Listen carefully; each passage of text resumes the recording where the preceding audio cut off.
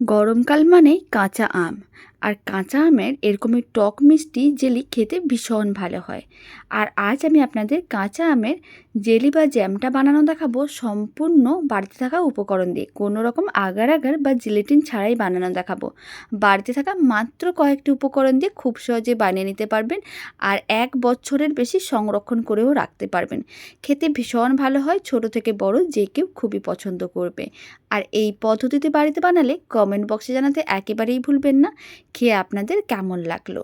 আপনারা দেখুন, জ্যাম বা জেলিটা কিন্তু একেবারেই কাঁচের মতন স্বচ্ছ হয়েছে। দেখতে যতটা সুন্দর, খেতে তার থেকে অনেক বেশি ভালো হয়। নমস্কার, আমি রুমি। আপনাদের সবাইকে আবারও একটা দারুণ স্বাদের রেসিপিতে স্বাগত। রেসিপিটা শেষ পর্যন্ত দেখার জন্য আপনাদের কাছে অনুরোধ রইল। আর ভালো লেগে থাকলে আপনারা যদি ফেসবুক থেকে রেসিপিটা দেখছেন, পেজটিকে ফলো করে নেওয়ার অনুরোধ রইল। ইউটিউব থেকে দেখলে চ্যানেলটি সাবস্ক্রাইব করে নেওয়ার অনুরোধ রইল। তো চলুন দারুণ স্বাদের টক মিষ্টি কাঁচা আমের জ্যাম বা জেলিটা বানানো শুরু করা যাক। প্রথমেই নিয়েছি আমি 2টো কাঁচা আম। এখন বাজারে প্রচুর পরিমাণে কাঁচা আম পাওয়া যায়। আর এই জ্যাম বা জেলি বানানোর জন্য খুব বেশি আমের প্রয়োজন পড়বে না। যেহেতু এখানে ছোট সাইজের আমি 2টো আম নিয়েছি, তাই কিন্তু 2টো নিয়েছি। আর যদি আপনাদের কাছে বড় সাইজের আম থাকে তাহলে একটা নিতে পারেন।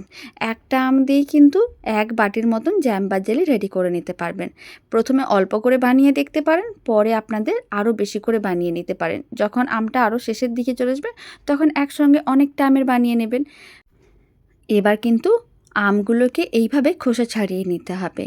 আমে এইভাবে সবুজ ভাবটা না থাকবে এরকম করে আমের খোসাগুলো ছাড়িয়ে নিয়েছিলাম। তারপর জল দিয়ে ভালো করে ধুয়েও নিয়েছি একবার, কারণ আমের মাথার কাছে একটু চিটচিটে ভাব থাকে। তাই কিন্তু আমি জল দিয়ে ভালো করে ধুয়ে নিয়েছিলাম। এবার আমগুলোকে এইভাবে হাফ করে কেটে নিতে হবে। আর আমের মাঝখানে যে বীজগুলো আছে সেগুলোকে ঠিক এইভাবেই কিন্তু তুলে নিতে হবে। সমস্ত বীজগুলো বের করে নিয়েছিলাম।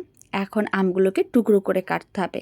তার জন্য একটা আমকে নিতে হবে, মানে হাফ যে আমের পিসগুলোকে নিতে হবে, ছোটো ছোটো টুকরো করে কেটে নিতে হবে। ঠিক এইভাবেই টুকরো করেই কাটতে হবে। সমস্ত আমগুলোকে এইভাবে, মানে 2টো যে আম নিয়েছি সেইগুলোকে এইভাবে ছোট ছোট টুকরো করে কেটে নিতে হবে।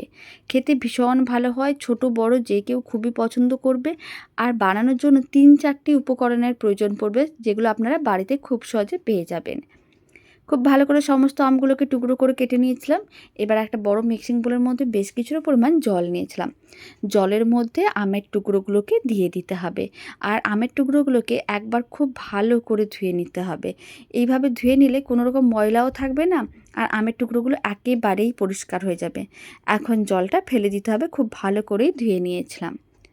আমের টুকরোগুলোকে এখন এক সাইডে রেখে দিচ্ছি। খুব ভালো করে ধুয়ে নিয়েছি, এবার এক সাইডে রেখে দিতে হবে। আর রুম টেম্পারেচারের জল দিয়েই ধুয়েছি, কোনো রকম ঠান্ডা বা গরম জল দিয়ে ধুইনি। এখন এদিকে একটা কড়াই নিয়েছি, কড়াইয়ের মধ্যে দিয়ে দিচ্ছি মেজারিং কাপের 2 কাপের মতন জল।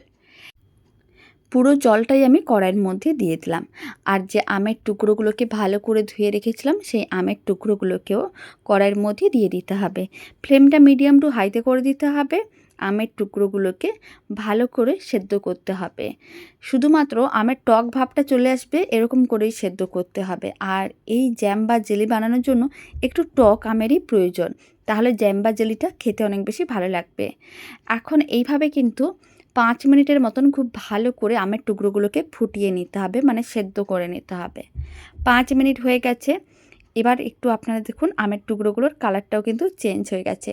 একটু দেখে নেব। আপনারা দেখুন আমের টুকরোগুলো সেদ্ধ হয়ে গেছে। এখন ফ্লেমটা একেবারেই লোতে করে দিতে হবে। আর আমের টুকরোগুলোকে তুলে নিতে হবে।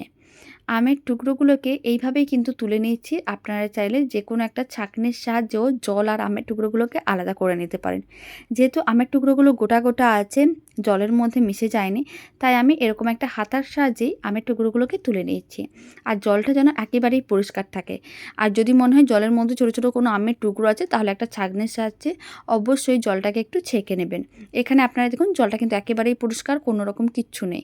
আর আমের টুকরোগুলোকে এক সাইডে রেখে দিলাম। এই আমের টুকরোগুলো দিয়ে আপনারা আমসত্ত্ব বানাতে পারেন বা আচারও বানাতে পারেন। মানে সেদ্ধ আমকে অনেক মশলা দিয়ে ভালো করে মিশিয়ে আচারও রেডি করে দেখতে পারেন, খেতে বেশ ভালো হয়। এখন কড়াইয়ের মধ্যে আমি দিয়ে দিলাম যে জলটা ছিল তার মধ্যে 1 কাপ আমি চিনি দিলাম। 2 কাপ জল নিয়েছিলাম, তাই 1 কাপ চিনি নিলাম। আর জলটা কিন্তু 5 মিনিটের মধ্যে অনেকটাই কমে গিয়েছিল। 2 কাপ জলের জন্য 1 কাপ চিনি যথেষ্ট। খুব ভালো করে চিনিগুলো মিশিয়ে নিতে হবে আর চিনিগুলো মেল্ট হওয়ার জন্য অপেক্ষা করতে হবে। ফ্লেমটা মিডিয়াম টু হাইতে করে দিচ্ছি, এতে চিনিগুলো অনেক তাড়াতাড়ি মেল্ট হয়ে যাবে। প্রায় 3 মিনিট সময় হয়ে গেছে। আপনারা দেখুন চিনিগুলো কিন্তু মেল্ট হয়ে গেছে। এখন চিনি শিরাটাকে খুব ভালো করে ফুটিয়ে নিতে হবে। আর চিনি শিরার মধ্যে দিতে হবে 1 ফোঁটার মতন গ্রিন ফুড কালার।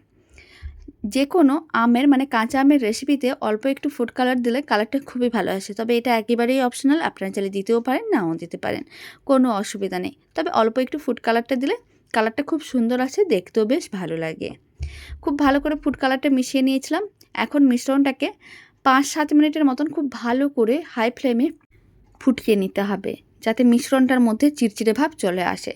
যখন দেখবেন মিশ্রণটার মধ্যে চিটচিটে ভাব চলে আসছে, তার মানে বুঝে নিতে হবে জ্যাম বা জেলিটা একেবারেই রেডি। দুটো হাতের সাহায্যে এইভাবে একটু চেক করে দেখে নিতে পারেন।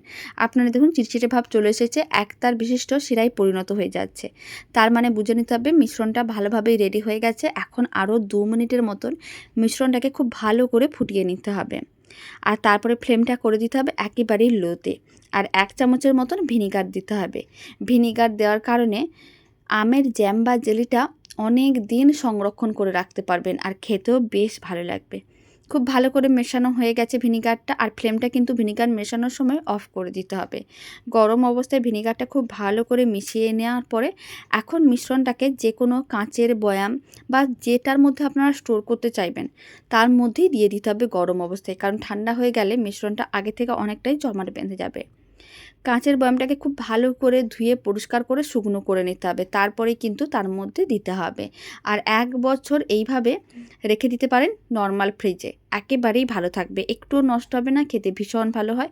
এবার এই যে জ্যাম বা জেলিটার মধ্যে ওপরে আপনারা দেখুন একটু ফেনা টাইপের হয়ে আছে, এইটাকে গরম অবস্থায় তুলে নিতে হবে, তাহলে দেখতে অনেক বেশি পরিষ্কার লাগবে আর একেবারে কাঁচের মতন স্বচ্ছ লাগবে। ভালো করে ফেনাটা তুলে নিয়েছিলাম, এবার কিন্তু ঠান্ডা করে নিতে হবে। আমি রুম টেম্পারেচারে রেখেই ঠান্ডা করে নিয়েছিলাম, আপনাদের যদি মনে হয় ফ্রিজে রেখেও ঠান্ডা করতে পারেন। আমি রুম টেম্পারেচারে রেখেই ঠান্ডা করে নিয়েছিলাম। আপনারা দেখুন জ্যাম বা জেলিটা একেবারেই রেডি, খেতে ভীষণ ভালো হয়, বাড়িতে বানিয়ে দেখতে পারেন। এবার একটা ব্রেড নেবো, ব্রেডের ওপরে এইভাবে ছড়িয়ে দেবো। ব্রেড দিয়ে খেতে ভীষণ ভালো লাগে, একবার বাড়িতে বানিয়ে দেখতে পারেন, বারবার বানাতে মন চাইবে। আর এই সময় যেহেতু প্রচুর পরিমাণে কাঁচা আম পাওয়া যায়, একবার বানিয়ে সারা বছর সংরক্ষণ করে রাখতে পারেন। আমি আপনাদের অল্প করে বানানো দেখালাম, আপনারা কিন্তু পরিমাণে একটু বেশি করে বানিয়ে নেবেন, তাহলে সারা বছর সংরক্ষণ করে রাখতে পারবেন। তাছাড়াও এখন কিন্তু সব সময় কাঁচা আম পাওয়া যায়, আপনারা কিন্তু বাজার থেকে 2-3টে বা একটা কাঁচা আম কিনে নিয়ে এসেও জ্যাম বা জেলিটা রেডি করে নিতে পারেন। আগের মতন না যে গরমকালে আম পাওয়া যায়, এখন কিন্তু সারা বছরই বাজারে কাঁচা আম পাওয়া যায়, তাই যখনই মন চাইবে তখনই কিন্তু রেডি করে নিতে পারবেন। আর রেসিপিটা কেমন লাগলো কমেন্ট বক্সে জানাতে একেবারেই ভুলবেন না। ভালো লেগে থাকলে আপনারা যদি ফেসবুক থেকে রেসিপিটা দেখছেন, পেজটিকে ফলো করে নেওয়ার অনুরোধ রইল। ইউটিউব থেকে দেখলে চ্যানেলটি সাবস্ক্রাইব করে নেওয়ার অনুরোধ রইল। পাশে থাকা বেল আইকনটি প্রেস করে নেবেন নতুন রেসিপির আপডেট সবার আগে পাওয়ার জন্য।